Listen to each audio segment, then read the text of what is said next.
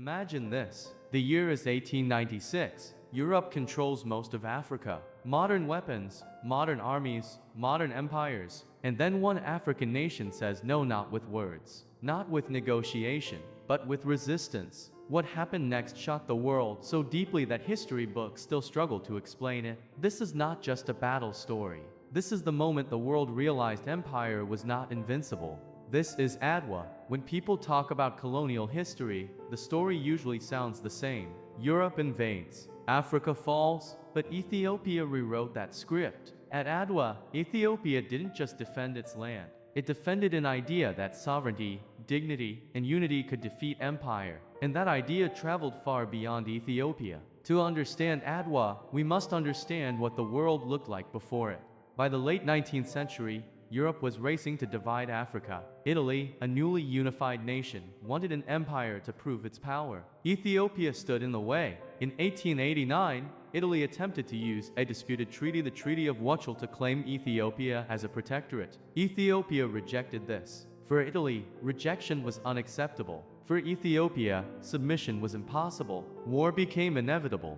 At the center of resistance stood Emperor Menelik II. But Adwa was not the effort of one man. Ethiopia mobilized from every region. Men and women, farmers and nobles, warriors and strategists. Leaders like Empress Tetu, Ras Alila, Ras Makanan, and others played critical roles. This was not chaos. It was coordination. It was unity forged under pressure. Adwa was not an open plain. It was rugged terrain, mountains, valleys, and narrow paths. Italian commanders underestimated it. They also underestimated Ethiopian knowledge of the land. Italian forces advanced at night, split into separate columns, losing communication. Ethiopian forces moved with speed, coordination, and purpose. What Italy saw as confusion, Ethiopia turned into advantage. At dawn, the fighting began. Italian troops expected a scattered enemy. Instead, they faced overwhelming resistance. Ethiopian forces surrounded isolated units. Italian formations collapsed under pressure. Modern rifles did not compensate for poor planning. Artillery did not overcome unity. By midday, the battle was decided. Italy suffered a catastrophic defeat. Thousands were killed or captured.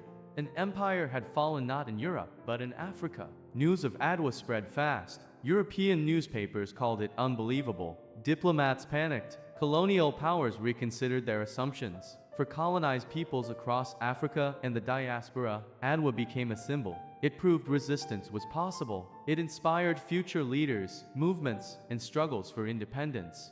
Adwa was not just Ethiopian history, it was global history. Italy was forced to recognize Ethiopian sovereignty. Ethiopia remained independent, one of the few African nations to do so during the colonial era. International law shifted. Diplomacy changed. Ethiopia stood not as a subject, but as an equal, and that mattered deeply. Adwa teaches us that power is not only weapons. Unity can overcome technology. History is shaped by choices, not destiny. In a world still struggling with inequality, identity, and sovereignty, Adwa remains relevant. It reminds us that dignity is worth defending. Adwa was not just a battle fought in 1896. It is a story still unfolding. A reminder that courage can change history, that unity can defy expectation, that even in the darkest times, resistance matters. This is not just Ethiopia's story. It is humanity's reminder that freedom is never given, it is defended. Thank you for watching Ethiopia History. If this story moved you, share it and subscribe, because history still has more truths to tell.